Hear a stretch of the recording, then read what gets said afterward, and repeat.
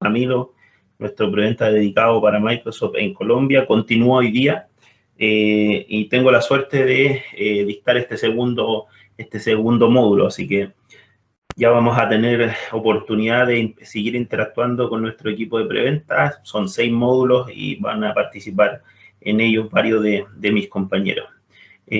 Antes de ir directamente a lo que es la parte, ¿cierto?, del análisis de cada uno de los servicios básicos que están cubiertos alrededor del examen AZ900, quisiera hacer énfasis precisamente en ese ejercicio. Lo que hoy día estamos viendo es un roadmap o camino que les permitirá el día de mañana, ¿cierto?, poder rendir su examen AZ900 y por supuesto todo lo que nosotros vimos o todo lo que Camilo presentó, lo que voy a presentar hoy día, es digamos, un abreboca, ¿cierto?, de lo que en recomendación debiera ser un entrenamiento de por lo menos yo creo que 1 o 2 semanas de repaso, sobre todo aquellos que no están tan familiarizados con el concepto de Azure y los servicios. Para aquellos que ya están más involucrados, seguramente va a ser mucho más sencillo el ejercicio y en 1 semana, a lo mejor en 3 días, pueden leer todo el material y rendir su examen y obtener la certificación. Entonces, en base a ese concepto, es que, como bien mencionaba mi amigo Oscar, ¿cierto?, hemos ido trabajando primero sobre el módulo de conceptos básicos de Azure, ¿cierto? Y hoy día particularmente sobre el módulo de descripción de servicios básicos, ¿ok? Yo he preparado una PPT, pero vamos a ir moviéndonos entre la PPT y el material que está expuesto para este módulo, para que ustedes se puedan familiarizar. Entonces, yo creo que es importante que en paralelo a lo que se está ejecutando semana a semana, ustedes hagan ingreso a esta dirección, ¿cierto?, del Learning Path de Microsoft y puedan ir documentándose en el ejercicio de los detalles, ¿ok?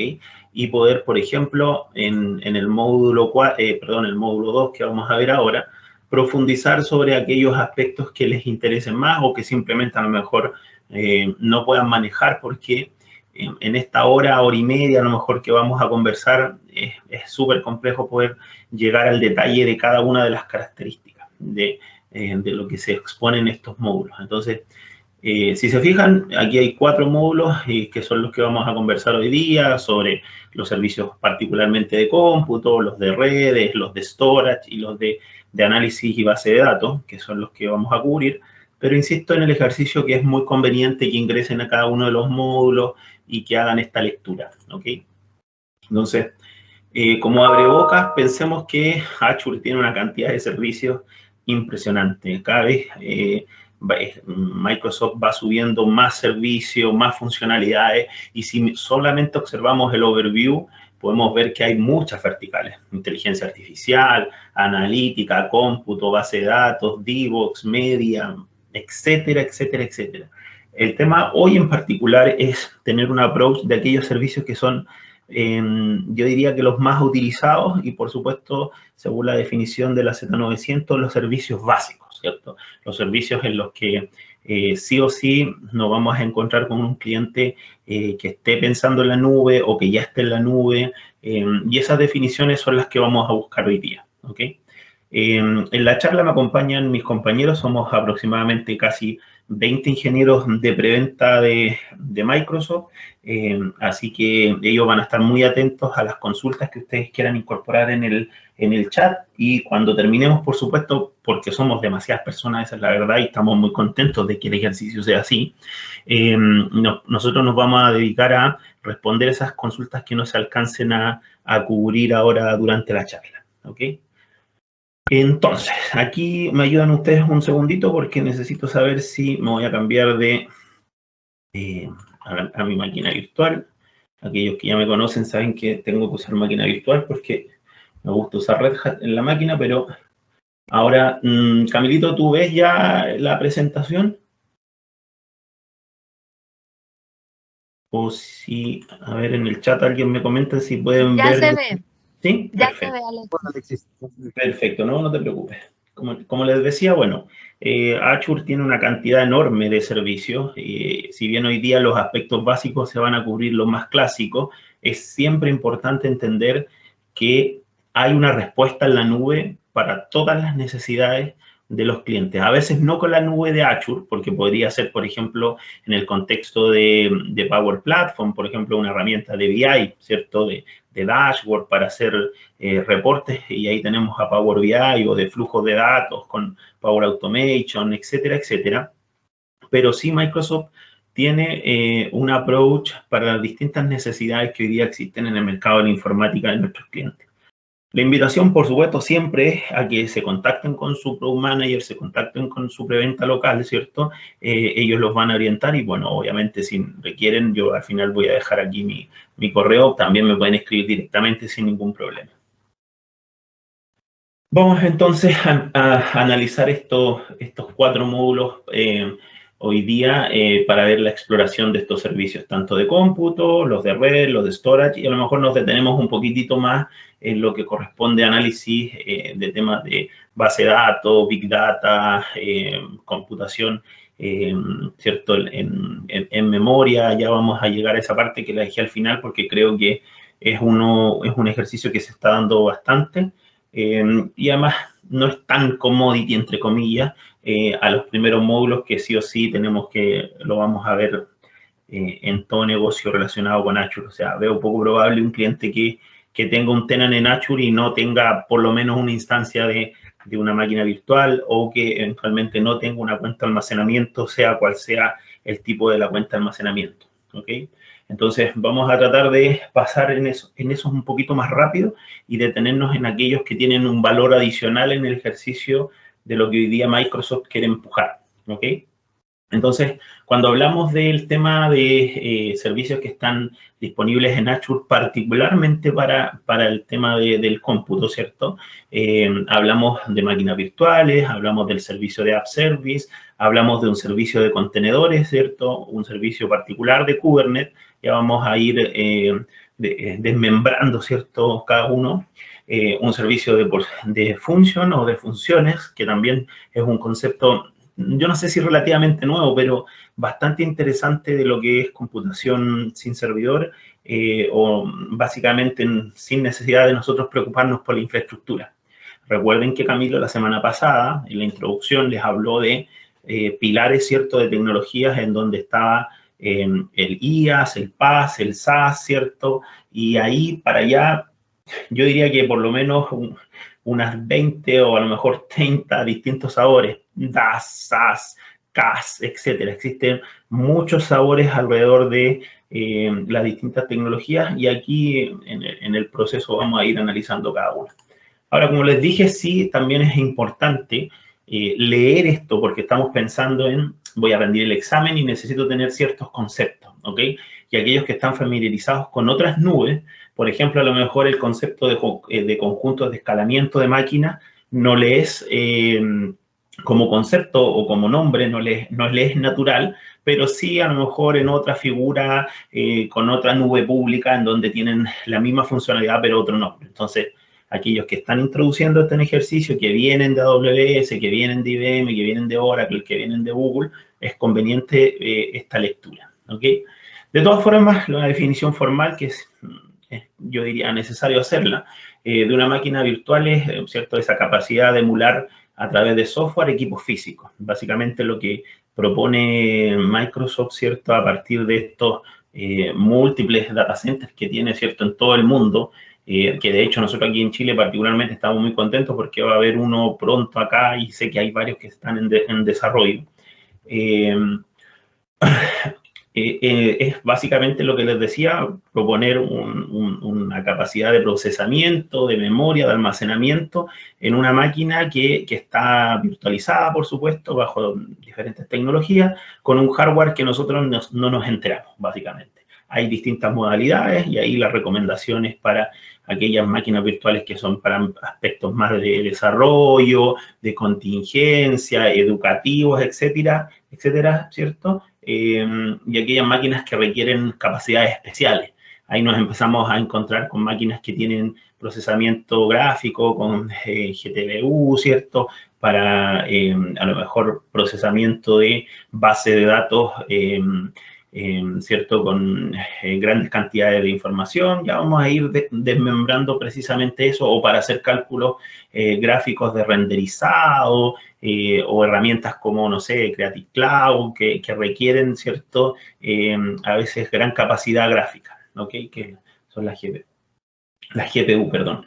¿Ok? Entonces, de alguna forma ya introducimos este concepto de emulación, ¿cierto?, de ambientes físicos a través del software en lo que conocemos como máquinas virtuales. Ahora, hay una característica que es bien interesante porque aquellos que conocen, ¿cierto?, el mundo de las máquinas virtuales, sabemos que lo que buscan básicamente es proveer servicio, escalar ojalá lo más rápidamente, ser capaces, ¿cierto?, de ser backupeadas, tener una funcionalidad de crecer en el caso de recibir altas demandas, etcétera. Y para eso existe un concepto que es el conjunto de escalamiento de máquinas virtuales, que básicamente se puede implementar y administrar un conjunto de máquinas idénticas. Entonces, con todas esas máquinas que tienen las mismas capacidades, yo puedo escalar automáticamente, puedo eventualmente hacer un aprovisionamiento mucho más rápido. ¿Ya? Es importante ese concepto porque probablemente dentro del examen van a haber preguntas y yo los invito, por supuesto, a que lo desarrollen. Como les dije, lo que es más básico lo voy a tratar de pasar rápidamente, pero sí detenernos en aquellos que son un poquito más interesantes desde la perspectiva de que son más modernos y que se están ejecutando hoy día. Una de esas cosas, y creo que todos somos conscientes de eso, es el concepto de los containers, ¿cierto?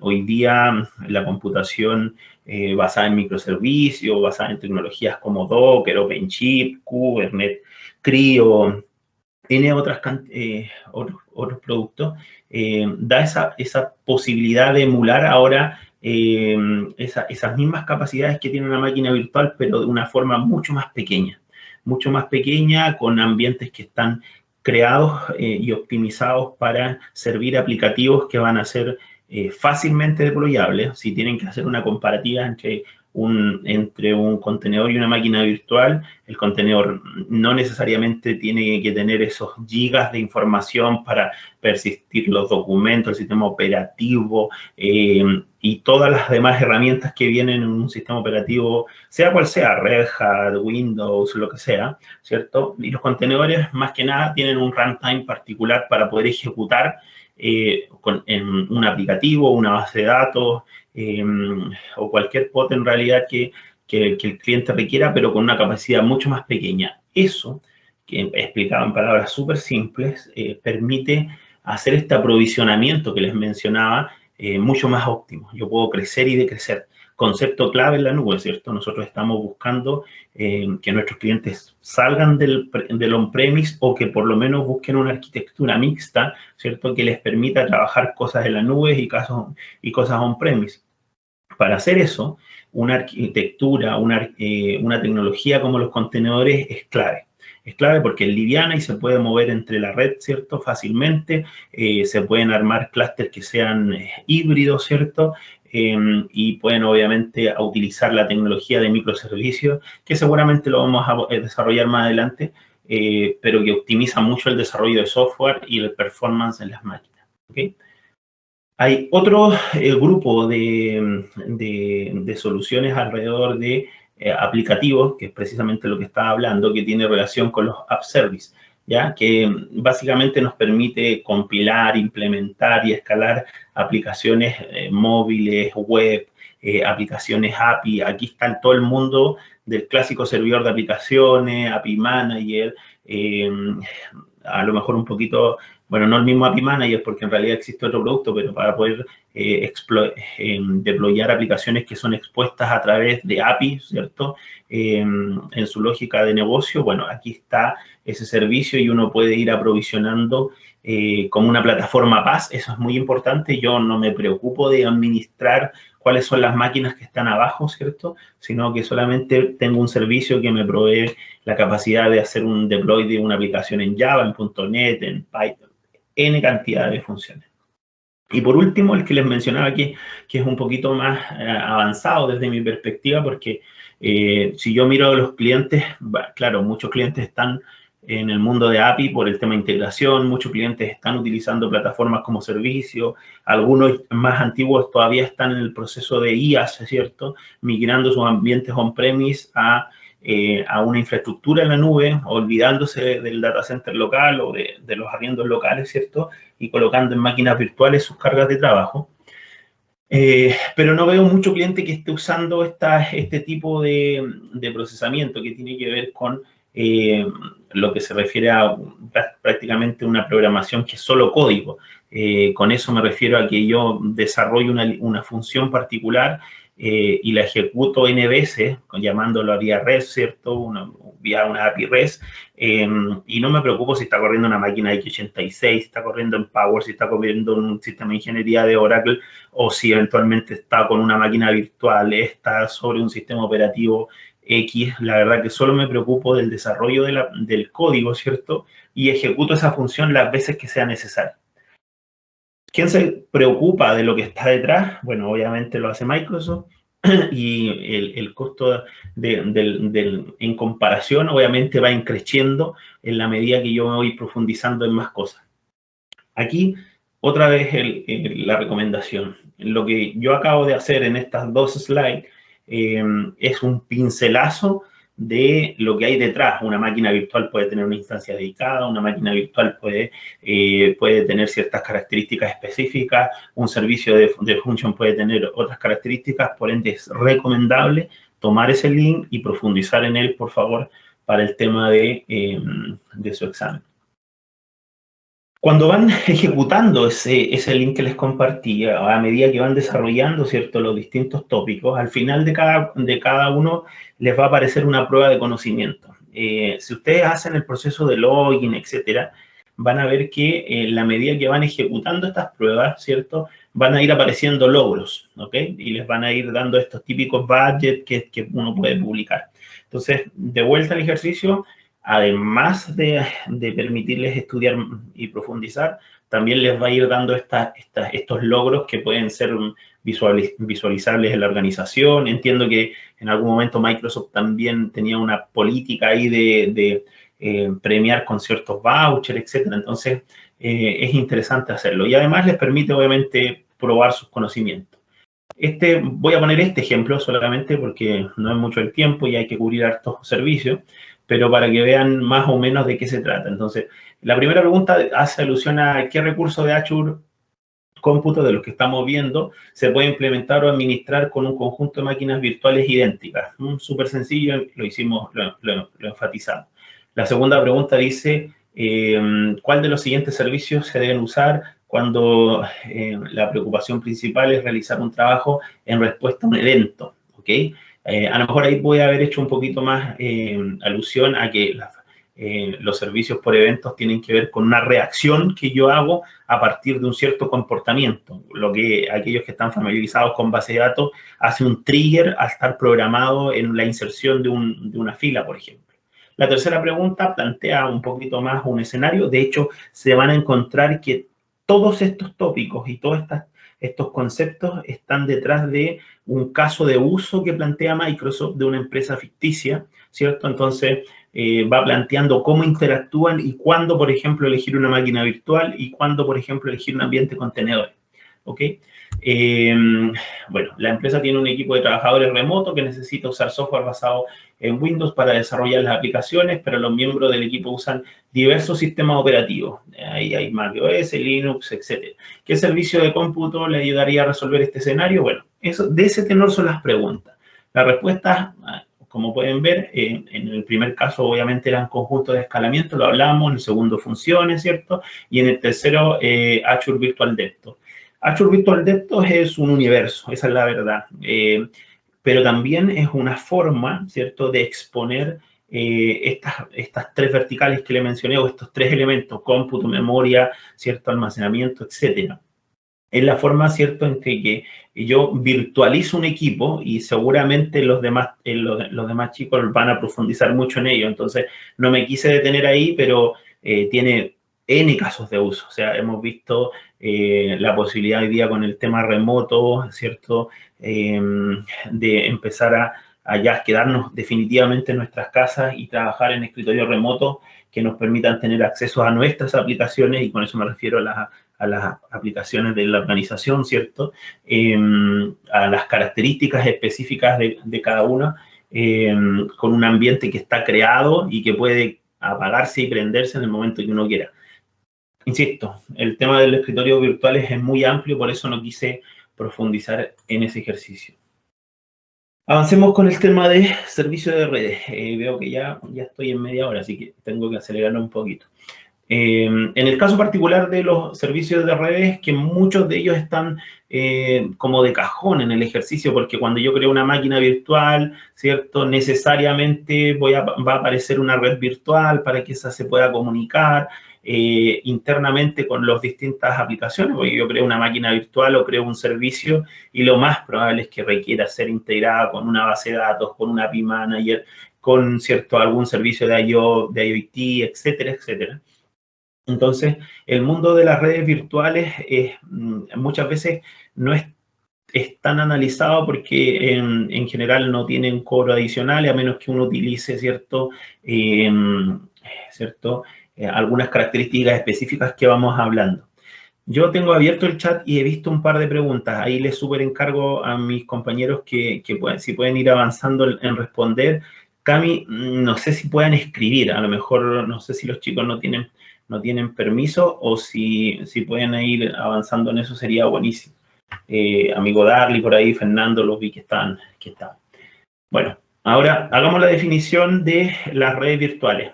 Una red virtual, ¿cierto? Nos permite comunicar recursos de Azure, máquinas virtuales, como les decía, aplicaciones, bases de datos, y básicamente es cómo se comunican entre sí. Hay varios conceptos, obviamente, que hay que entender, y es muy recomendable leer para ese día, como por ejemplo el tema del aislamiento, la segmentación, la comunicación a Internet, la comunicación entre recursos, la comunicación con recursos locales, ¿cierto? Si yo eventualmente despliego un servidor de aplicaciones en la nube, pero ese servidor de aplicaciones requiere acceder a la base de datos que yo tengo en-premise, porque a lo mejor por políticas de la empresa, ¿cierto? Yo no puedo exponer o no puedo subir a un motor SQL, ¿cierto? En la nube los datos. Bueno, todo esto, el filtrado del tráfico, las conexiones de redes, son cubiertas a través de estas redes virtuales, ¿ok? Insisto, es interesante y creo que es importante que se entiendan esos conceptos. Por ejemplo, en los temas de aislamiento y segmentación, yo podría, a lo mejor, para cierta instancia productiva, ¿cierto?, aislar los recursos dentro del tenant para que el acceso sea a través de ciertos perfiles definidos en el Active Directory, ¿ok? O a lo mejor, por ejemplo, necesito establecer una comunicación abierta hacia la nube, hacia Internet, de ciertos aplicativos, como por ejemplo un Tomcat o un servidor de aplicaciones, qué sé yo. Pero no tiene mucho sentido, por ejemplo, que yo exponga mi base de datos MySQL, por ejemplo, o Postgres. Ya vamos a ver por qué le estoy hablando de estos dos open source. Y lo más probable es que el acceso tenga un filtro o un gateway, en el caso, por ejemplo, de las API o en el mismo caso de la base de datos, ¿ok? Entonces, ese concepto es muy importante y hay que tenerlo en mente, y, por supuesto, les recomiendo leer. Todos hemos escuchado de las VPN, seguro que sí han escuchado VPN, que es una especie de canal seguro de comunicación entre, por ejemplo, un data center en Estados Unidos. Generalmente nosotros tomamos Estados Unidos, siendo que Brasil está más cerca, y perdón que sea referencial de Chile, pero en general yo creo que en toda Latinoamérica siempre miramos, no sé si México, a lo mejor no, porque tienen data center, etcétera, pero los demás casi todos estamos siempre mirando Dallas o eventualmente el oeste de Estados Unidos o el este de Estados Unidos para armar la zona de disponibilidad, ¿cierto? Que le hablaba a Camilo la semana pasada. Pero siempre pensamos en que una VPN es una herramienta poderosa para poder, ¿cierto?, comunicar y obviamente cifrar la conversación entre las redes virtuales, tanto on-premise como de la nube, o eventualmente de nube a nube. El ejercicio puede ser, como bien dice acá, de conexión de sitio a sitio, de punto a sitio, o varias conexiones entre redes. Así que, por supuesto, hay esa funcionalidad. ¿Ok? Insisto, si quieren, después ver temas de precio, el sizeo de este ejercicio, cuánto me cuestan una VPN, 5 VPN, que es pregunta clásica, por favor escríbanle a su Product Manager, escríbanle a su preventa local, que nosotros estamos para ayudarlos en eso y lo hacemos con mucho gusto. Hay otra funcionalidad que es el Express Routes, que permite ampliar básicamente las redes locales. La verdad es que, siendo honesto, yo a veces que lo he cotizado, no es que sea algo muy barato, la verdad, pero sí es una herramienta muy poderosa, sobre todo para asegurar esa conectividad, una conectividad universal, ¿cierto?, entre los distintos puntos. También va acá en el ejercicio, ¿cierto?, de todo lo conversado. Voy a ir acelerando un poquito con esto. Algo que es bien clásico y que probablemente le van a salir, yo diría que un 25, un 30% de preguntas, es el esquema de almacenamiento que provee Azure, ¿cierto? Nosotros estamos acostumbrados a aquellos que trabajan más en on-premise o que están asociados con hardware a tener el storage raqueado, ¿cierto? A tener el servidor con disco, a presentarles una NAS, a presentarle hay N cantidad de storage. En la nube también hay un símil, y son las distintas clasificaciones alrededor de los servicios de almacenamiento, ¿ya? Y con eso me refiero a almacenamiento en block, en disco, en file particularmente, y otros accesos de block que vamos a mirar. Entonces, a tener en consideración esto, porque básicamente la plataforma de Azure nos provee varios servicios disponibles y hay que ser muy objetivos en el ejercicio de definir cuál nos conviene más. Por ejemplo, un blog de Azure, que creo es lo que creo que me gustaría que se quedaran, ¿cierto?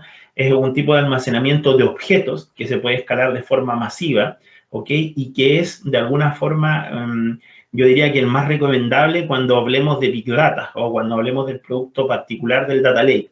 Entonces, existe un tipo de almacenamiento que, si lo quieren llevar más aún a que se les quede en la cabeza, o al menos como lo hago yo pienso en un blog o en un espacio de blog de almacenamiento como una gran bodega en donde yo estoy echando todo lo que quiera. Ahí puedo colocar base de datos, ahí puedo colocar archivos Excel, puedo colocar archivos de video, streaming, lo que sea. ¿Ok? Después, obviamente, ya veré cómo las busco y tendré que buscar la mejor forma de optimizar eso, pero no tiene ninguna, digamos, limitación al momento del almacenamiento.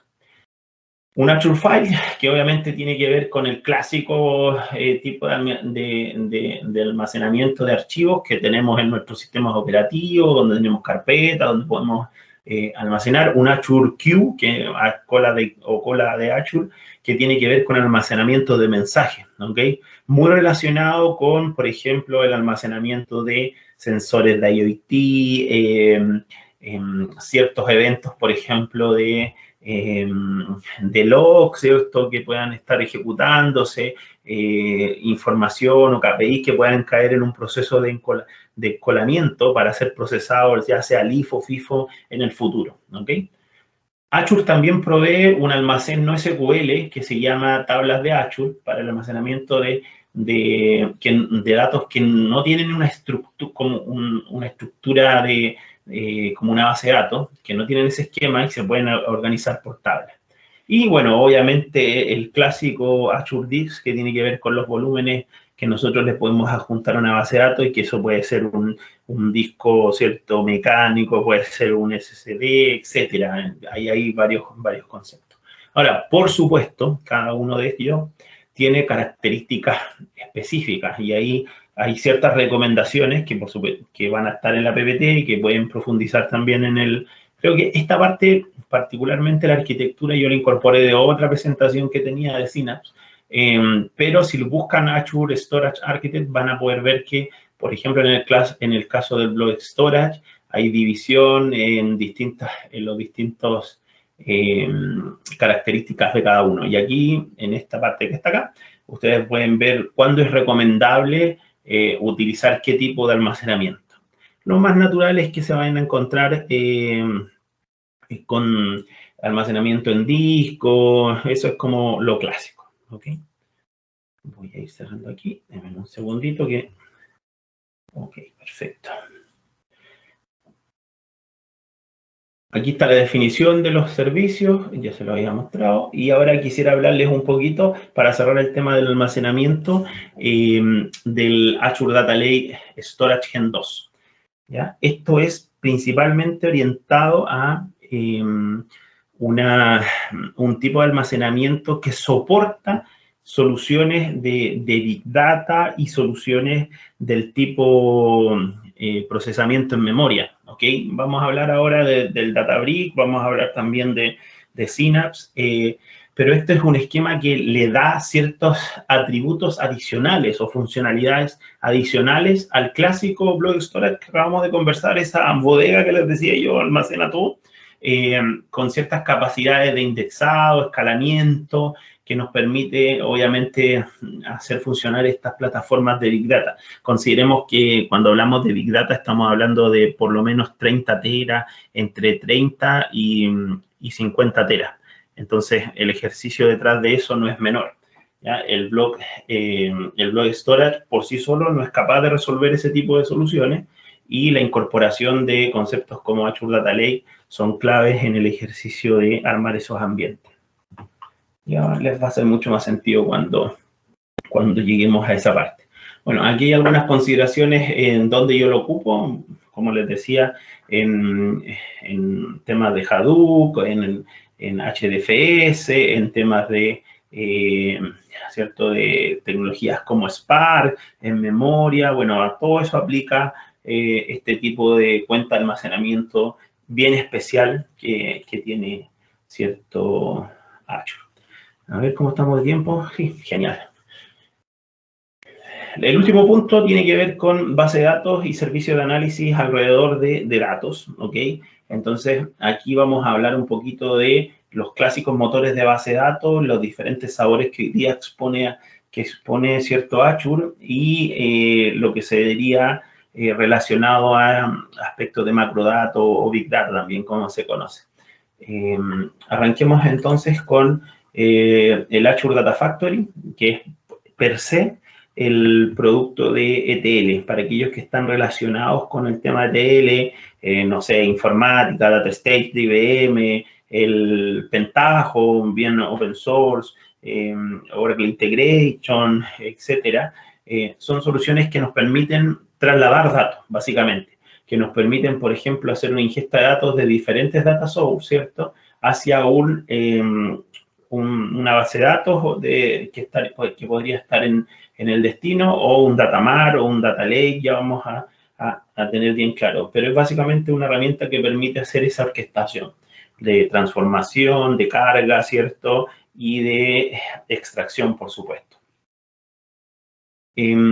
¿Por qué lo puse al principio? Porque básicamente interactúa con todo lo que vamos a ver ahora. Si ustedes tienen algo en una base de datos Oracle y quieren sacar data y la quieren colocar en una SQL Server, bueno, Data Factory los puede ayudar. Si tienen una grilla de Hadoop y quieren incorporar esa data no relacionada a un data lake que esté expuesto en Azure, Data Factory. La verdad es que si quieren sacar de un archivo texto datos, Data Factory. La verdad es que tiene muchas fuentes de origen y puede hacer, como les decía, transformación en distintos lenguajes. Hay un mundo que está bien presente, que tiene que ver con todo lo que es no SQL, para aquellos que vienen más del mundo, ¿cierto?, de open source, todo lo que sería MongoDB, Cassandra, etcétera. Y Microsoft, por supuesto, recoge esa necesidad del procesamiento no SQL, que es básicamente datos que no están dentro de una estructura de modelo relacional, ¿ya? ¿Okay? Una base de datos, generalmente nosotros la definíamos, ¿cierto? En la universidad nos enseñaban que teníamos que tener un patrón de diseño, que teníamos que relacionarnos con una clave primaria, un foreign key, etcétera, etcétera, ¿cierto? Hoy día la data es no estructurada, está, diría yo, que tomándose el mundo del dato. O sea, basta con ver la cantidad de información que se ha generado en este momento, que nosotros empezamos la conversación, deben ser terabytes y terabytes de datos. Entonces, cuando yo quiero almacenar esa información en un modelo estructurado, con llaves primarias, etcétera, hay muchos casos de uso que no aplican. Entonces, la data no estructurada, que tiene que ver con grandes líneas de log, grandes cierto, cadenas de información de ceros y bytes que pueden estar organizadas de distintas formas. Por ejemplo, en el caso de IoT, todos los sensores que pueden venir en un sistema JSON, que es como un tipo de formato que de alguna forma describe, ¿cierto?, el comportamiento. Aquellos que están involucrados con el tema de desarrollo y que conocen lo que era XML, etcétera, digamos que una evolución de ese tipo de lenguaje declarativo, en donde yo defino el comportamiento del dato a partir del mismo dato. Entonces, en lo que es NoSQL y lo que es particularmente este tipo de información, Azure provee, ¿cierto?, una base de datos que se llama CosmoDB, que tiene capacidades de replicación en el mundo, que es un servicio PaaS, etcétera, que asegura un 9,9999%. Creo que esta es la que más SLA tiene con respecto a mantener los datos en la nube sin tener problemas. Presenta entonces esa opción, ¿ya?, a nivel de base de datos NoSQL.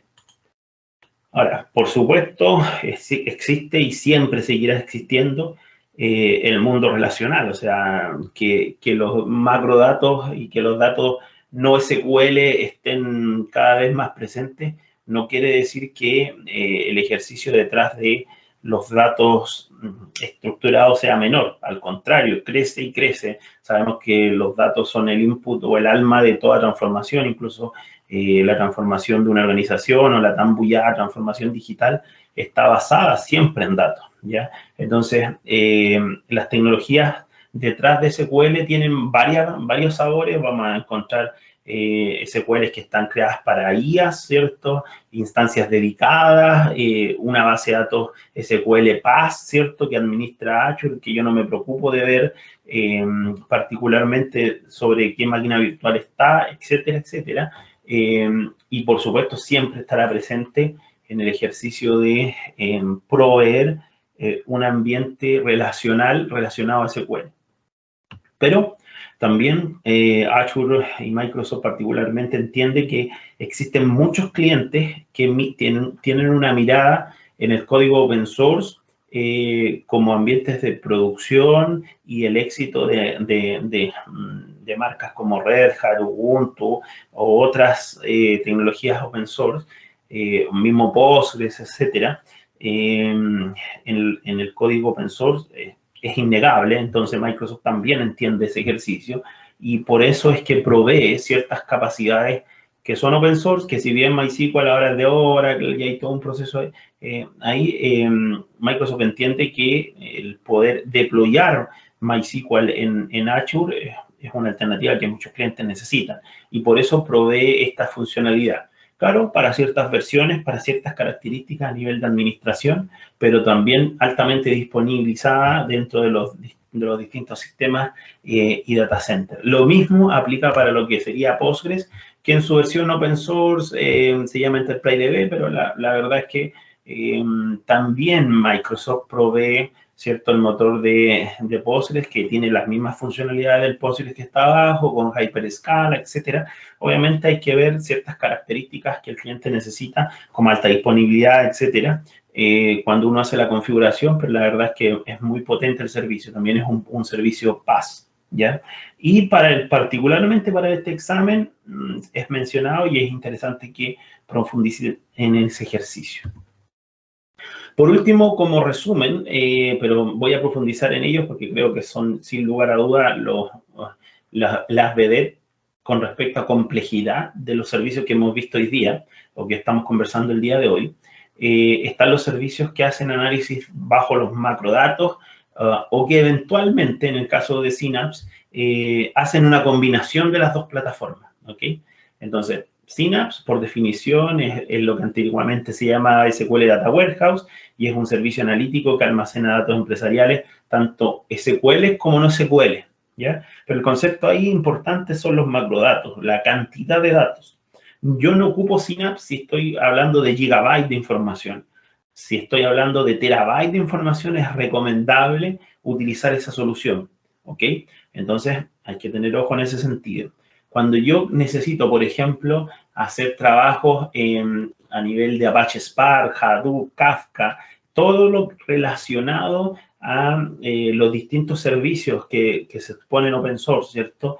Detrás del uso y manipulación de datos, HD Insight es la solución, ¿ya? Con capacidades de transformación de datos, con almacenamiento, con temas de automatización, ¿cierto? Con temas de inteligencia artificial, ¿ok?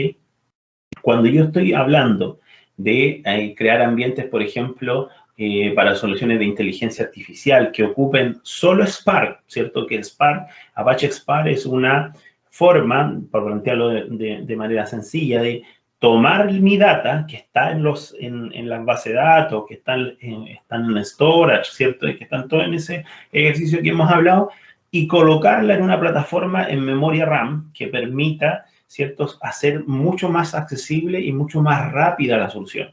Algunas personas a lo mejor lo pueden relacionar con HANA de SAP, etcétera, ¿ya? Entonces, esas son una más conocidas, por eso la menciono. Pero la verdad es que es una opción muy, muy viable para ver los temas que están en boga hoy día, Machine Learning, inteligencia artificial, cómo exponer la data de forma mucho más rápida, ¿ok? Aquí hay un poquito más de definición alrededor de cómo se utilizan los distintos clústeres de HD Insight, tanto para Hadoop como para Spark, o si yo definitivamente quiero usar Hive, por ejemplo, que es un producto comunitario que me permite hacer consultas SQL a una data no SQL, ¿ok? Es como, ok, yo tengo una Cosmos, tengo una Mongo, tengo una CAF, una Cassandra, ¿cierto? Y quiero hacerle consultas, pero yo estoy experto en SQL. Bueno, utilizo tecnologías como Hive para hacer la query, un select tanto, ¿cierto?, a este motor. Usa procesamiento paralelo, usa la típica arquitectura que está descrita principalmente hoy día en aspectos de contenedores, que fue lo que hablamos al principio, con Worker Node, con Master Node, etc.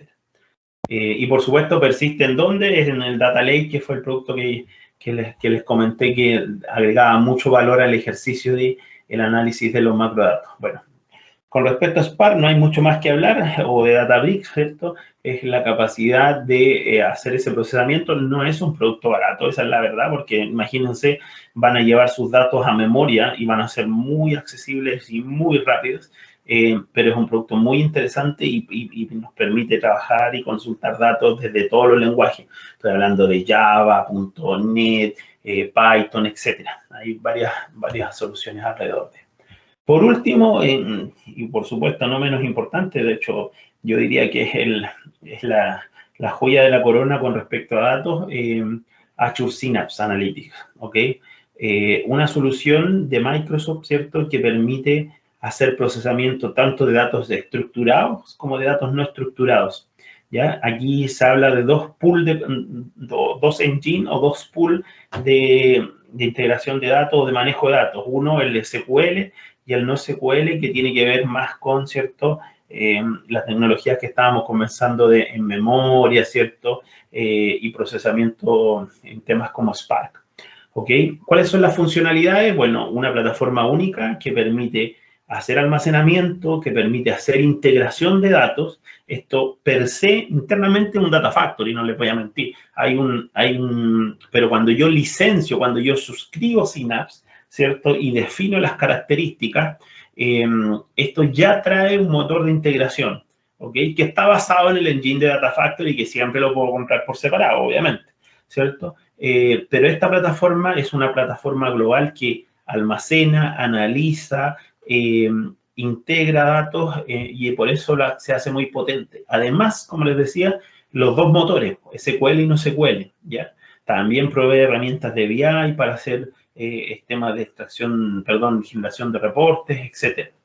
Entonces, la verdad, es una solución bastante interesante y muy amplia.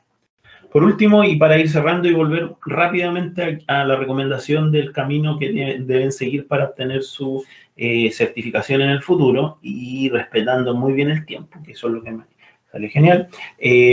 Una recomendación. En la presentación que les vamos a compartir van a encontrar este link que está acá. Tiene directa relación con todas las arquitecturas que hay alrededor de Microsoft Azure, ¿cierto?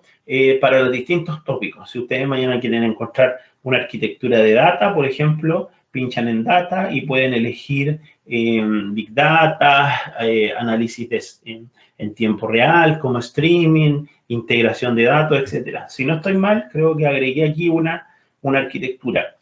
Esta arquitectura es una arquitectura de ingesta de macrodatos que utiliza, ¿cierto?, la ingesta que provee el mismo Synapse. Esto podría ser un Data Factory, podría ser un Data Stage, podría ser una informática, podría ser cualquier tipo de ETL. Ahora, la ventaja de esto es que tienen solo una plataforma que les permite hacer el procesamiento tanto SQL, ¿cierto?, SQL, como en memoria para los temas de Apache Spark, ¿ok? Incorpora un data lake para hacer el almacenamiento. Lo más probable es que este data lake por debajo tenga un blob storage asociado, ¿cierto? Que le agregue esto que les mencionaba, las funcionalidades adicionales. Los dos engines de Synapse, ¿cierto? Además, un servicio de Power BI para poder visualizar los datos y la utilización de una Cosmos para poder proveer esos datos que en este caso son no estructurados a una aplicación web. Esta aplicación web puede estar en el App Service que hablamos. Esta Cosmos la reconocimos como una base de datos no SQL. Power BI les dije que si bien no era parte de las soluciones dentro del portfolio de Azure, es parte de otra de las nubes, ¿cierto?, de Microsoft, que es la de Power Platform, que probablemente la vamos a revisar después que terminemos estos temas de Azure fundamentales, pero en esta arquitectura de análisis avanzado de datos podemos ingestar mucha información estructurada y no estructurada, de tablas de sistemas relacionales, de log, de file, etcétera, a una plataforma completa, permitiéndonos explotarlo, analizarlo, refinarlos, ¿cierto? Y crear los distintos data lake o data warehouse que nosotros necesitemos. Entonces, para ir terminando, voy a volver de vuelta a el camino que estábamos recorriendo, ¿cierto? Alrededor de el examen, ¿cierto? Bueno, siempre obviamente considerar cuáles son los recursos. No sé si voy a poder volver y no se caiga, pero volvamos, ok. El día de hoy hicimos un análisis bien rápido, la verdad, pero creo que es un buen camino introductorio a los 4 componentes que se ven en los aspectos básicos de servicios asociados a Azure. La próxima semana, si no estoy mal, Fernando Darly, uno de los dos, me perdonará el que no le corresponde, nos va a acompañar para hacer un análisis de las principales soluciones o herramientas de Azure. Hagamos un pequeño brief de qué cosas vamos a estar viendo, si Dios quiere, la próxima semana. Entonces, la próxima semana nos vamos a encontrar con soluciones de IoT, ¿cierto? Con soluciones de inteligencia artificial, con soluciones sin servidor, y ya ustedes ya lo saben, ¿cierto? Function, por ejemplo, es uno de esos ejercicios, ¿cierto? Y obviamente algunas herramientas adicionales de administración, seguramente vamos a ver Cost Manager, etc. O sea, son varios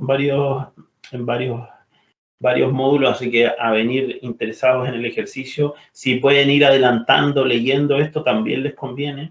¿Ya? Insisto, yo creo que si dedican 1 hora en la lectura de esto, pueden llevarlo más bien al momento del examen en 1 semana o 2 semanas para hacerlo de manera relajada. No sé, Camilito, si quieres agregar algo. ¿Dónde podemos conseguir la grabación? Dice Jessica, creo que Camilo la está compartiendo. Nos subirán, exacto, sí, lo vamos a subir a YouTube y también en el Nexus Connect Academy. Yo creo, voy a ver si hay alguna preguntita para arriba. Aquí Camilo me está ayudando con las respuestas, genial. Maxi también. Fundamentalmente me interesa la certificación de arquitecto. Mira, buena pregunta, Maximilian.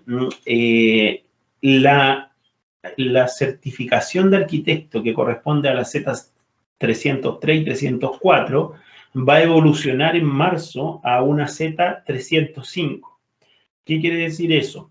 Que tú tienes que rendir antes de que comience en marzo la Z305, estos 2 que yo te menciono, ¿ya? La verdad es que es mucho contenido y te recomiendo que la empieces a revisar desde ahora. Si aquí hay 6 módulos, allá por lo menos deben haber unos 36 módulos. Con eso te digo todo. Entonces, y son 2 exámenes, ¿ya? Para que lo tengas en consideración. Acá dice Fernando, de hecho, como desarrollador y tener múltiples opciones en el mismo proveedor es algo digno de... Además, perfecto. Te agradezco el comentario, Fernando. La verdad es que Microsoft hace un esfuerzo en el ejercicio, ¿cierto?, de exponer la mayor cantidad de servicios open source. De hecho, yo aquí no le quise poner nombre y apellido, pero cuando hablamos de contenedores, OpenShift de Red Hat, que sabemos todos que está muy en boga, corren muy bien sobre Azure, ¿ok? Entonces, y ahí, por favor, para que lo consideren, aparte de los 20 ingenieros de Azure que tenemos, hoy día nosotros tenemos 10 ingenieros dedicados a Red Hat en toda la región. Obviamente Microsoft para nosotros es la línea de mayor facturación y lo tenemos en todos los países, desde Miami hasta Chile. Y Red Hat también es una de nuestras líneas muy importantes. Entonces, si tienen un negocio de ese tipo, o de una combinación SAP, Microsoft, IBM, Oracle, Microsoft, cuenten con la ayuda tanto de nuestros ingenieros de Microsoft como lo de las especialidades que les menciono. Lo mismo con Adobe, con Salesforce, etcétera. Microsoft tiene alto foco. Es más, yo les pedí a todos los chicos, que somos casi 80 ingenieros de preventa en toda la región, que mandatoriamente tuvieran una certificación de Azure. Entonces, si ustedes se encuentran con un chico de Red Hat, él les va a hablar de Azure con propiedad y obviamente, en el caso particular de OpenShift, va a potenciar la tecnología. Espero que haya sido clara la explicación. Yo sé que como buen chileno hablo súper rápido y les pido disculpas si me aceleré como siempre. ¿Cuánto cuesta la certificación? $55, mi amigo.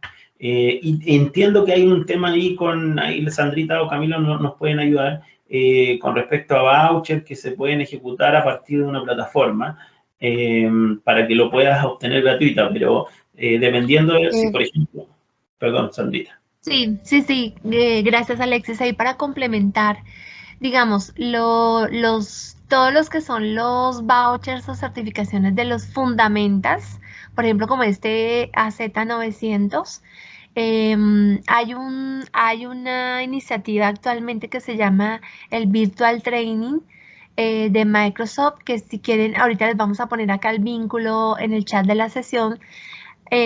Los vouchers de todos los fundamentals, no solo de la Z900, sino hay fundamentals de data, de security, de inteligencia artificial. Al inscribirse en esas sesiones de virtual training, ustedes tienen que inscribirse, participar en la sesión con Microsoft, que son muy buenas también, y al final de que terminas la sesión, Microsoft te envía el vínculo para que presentes el examen y es totalmente gratis. Es la forma de obtener el voucher gratuito. Por otro lado, nosotros como parte del programa de desarrollo de canales estamos haciendo un listado de todas las personas que están participando acá en estos entrenamientos.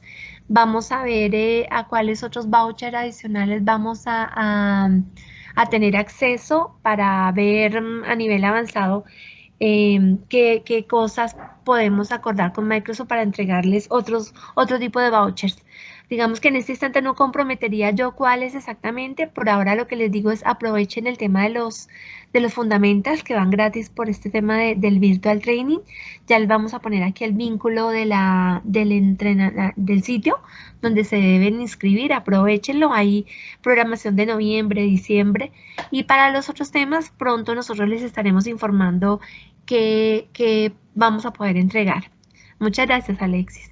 No, por favor, gracias a ti, Sandrita. Sobre todo aquí los compañeros que buscan alguna certificación de arquitectura o de base de datos, revisen en el Virtual Training, porque creo que este AZ900 son como 4 horas, la verdad que nunca me tocó, pero sí vi el de Data Engineer para datos, que es avanzado, y el de arquitecto del 304, y ahí estuvimos casi una semana con el profe, haciendo curso, exponiendo cada uno, ellos te generan un ambiente, entonces es muy bueno esto que les menciona Sandrita, pero obviamente es muy peleado también, o sea, tienen que estar muy atentos a registrarse y que les llegue el ejercicio. De todas formas, aquellos que ya tengan esto en mente y que quieran conversarlo con su Product Manager o su preventa en la región, por favor háganlo, que para eso estamos y en todo lo que podamos ayudarles, siempre atentos.